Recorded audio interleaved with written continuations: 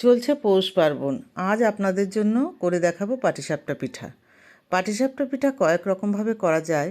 আজ করে দেখাবো আতপ চালের গুঁড়া ও 2টা ভিন্ন রকমের পুর দিয়ে। আর এর জন্য এরকম প্রিমিয়াম কোয়ালিটির সুগন্ধি আতপ চাল নিতে হবে। এখানে এ চালটাকে বলে বেনাপোল আতপ। পোলার চাল হলেও হবে, তবে আমি রেকমেন্ড করব এরকম দেশি আতপ চাল নিতে। চালটাকে একবার ধুয়ে 2 ঘন্টা ভিজিয়ে রেখে মিহি গুঁড়া করে নেব।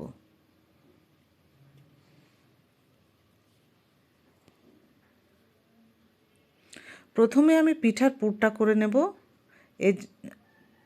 আমি আজকে 2 ধরনের পিঠার পুর করে দেখাবো, একটা নারকেল দিয়ে আর একটা সুজি দিয়ে। প্রথমে আমি নারকেলেরটা করে দেখাচ্ছি। এজন্য একটা নারকেল কুড়িয়ে নেব। এবার কোরানো নারকেল, সুগার বল বা চিনি এবং 1 কাপ দুধ দিয়ে নেড়ে চেড়ে ঘন করে নেব।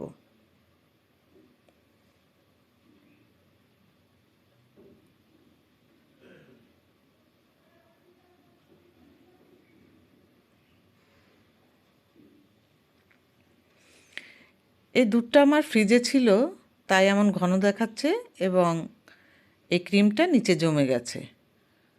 এটা অন্য কিছু নয়।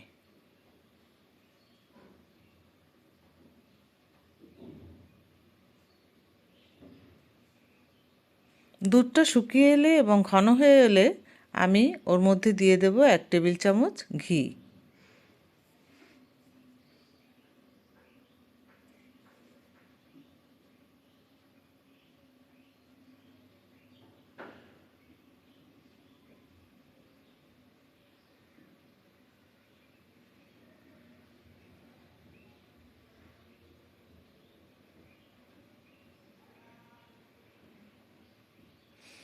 ঘিটা দিয়ে নাড়াচাড়া করে ওর সঙ্গে মিশে গেলে আমি এরপর দিয়ে দেব 1 কাপ খোয়া ক্ষীর।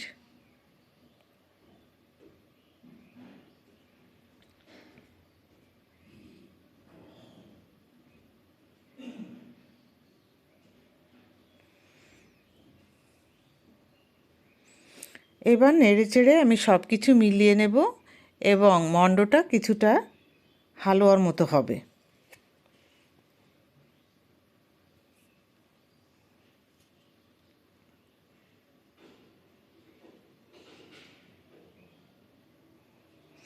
হয়ে গেল আমার 1 নম্বর পুর।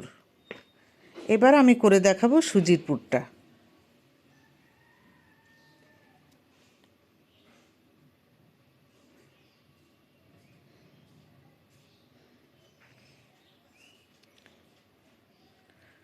সুজির পুরটার জন্য আমি কড়াইয়ে নিয়ে নেব 1 টেবিল চামচ ঘি অথবা তেল। ঘি অথবা তেল গরম হলে ওর মধ্যে 2টো তেজপাতা দিয়ে দেব। তারপর 1/2 কাপ সুজি ওর মধ্যে ঢেলে দেব। সুজিটা লাল করে ভাজা হলে এবং সুগন্ধ বের হলে দুধ দিয়ে দেব। যদি গুঁড়ো দুধ দেই তাহলে আগেই সুজির সাথে মিলিয়ে গরম জল দিয়ে দিতে হবে, আর যদি তরল দুধ দেই তাহলে গরম করে দিতে হবে, না হলে সুজিটা জমাট বেঁধে যাবে। আমার কাছে তরল দুধ কম ছিল, তাই আমি গুঁড়ো দুধ ব্যবহার করেছি। আসলে রান্না একটি সৃজনশীলতা, কী করলে ভালো রেজাল্ট পাওয়া যাবে তা অবশ্যই মাথা থেকে আনতে হবে।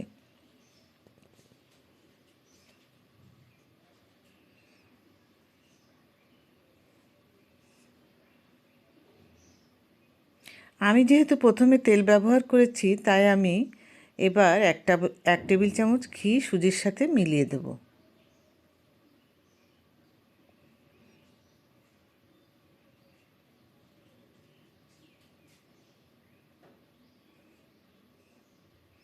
এরপর আমি ব্যবহার করেছি 4-5টি সন্দেশ। এই সন্দেশ ব্যবহার করার জন্য আমি আর কোনো আলাদা মিষ্টি ব্যবহার করিনি। এই সন্দেশটাই মিষ্টির কাজ করবে। এই সন্দেশটা মিশিয়ে দেওয়ার জন্য আমি একটা ম্যাশার ব্যবহার করে ভালো করে মিশিয়ে নেব।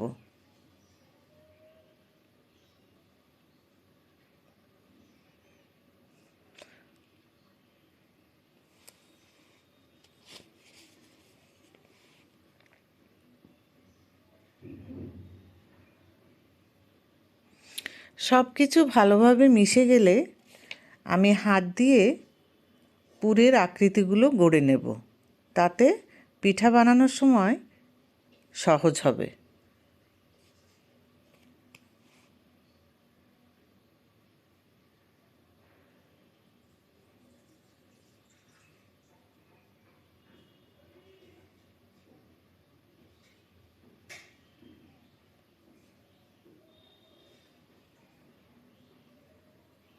এবার পিঠাগুলো বানানোর পালা। সেজন্য আমি আতপ চালের গুঁড়া, 1 চিমটি লবণ, খেজুর গুড় ও দুধ দিয়ে একটা পাতলা গোলা করে নেব। আর এগুলোর পরিমাণ আমি ডেসক্রিপশান বক্সে লিখে দেব।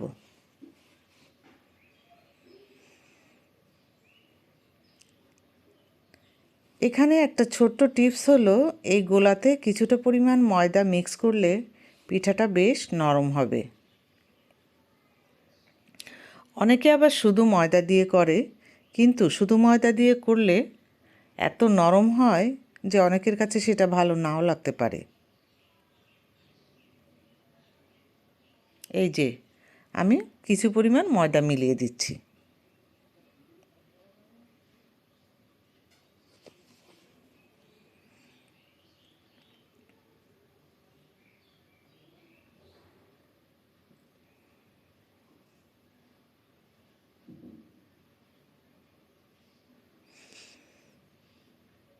ব্যাটারটা এরকম পাতলা হবে। এবার একটা ননস্টিক প্যানে গোলা দিয়ে গোলার পরিমাণটা ছোট বড় নিজেদের পছন্দ অনুযায়ী হবে।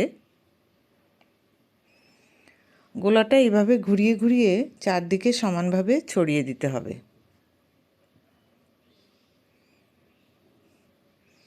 প্যানে দেওয়া গোলাটা কিছুটা শুকিয়ে আসলে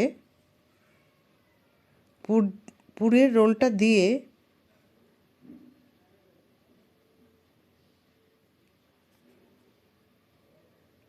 যেহেতু এটার নাম পাটিসাপটা পিঠা, তাই পাটির মতো এটা ঘুরিয়ে দিতে হবে, অর্থাৎ রোল করে নিতে হবে।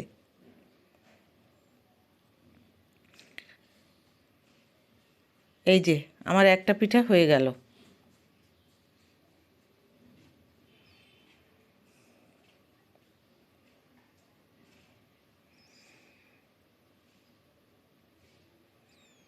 আরেকটা পিঠা। প্রতিটা পিঠা রোল করার পর এপিট ওপিট ঘুরিয়ে আরও 1 মিনিট ধরে ভেজে নিতে হবে। চুলার তাপ বাড়তি থাকলে 1 মিনিট না হলেও হবে, 30 সেকেন্ড ধরে ঘুরিয়ে ভেজে নিতে হবে।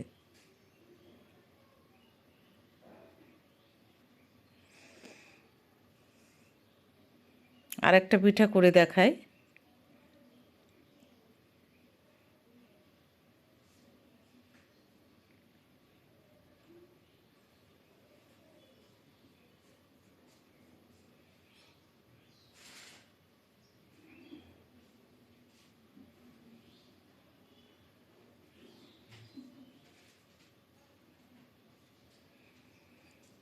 এই যে এবার ঘুরিয়ে এপিট ওপিট করে ভেজে তুলতে হবে।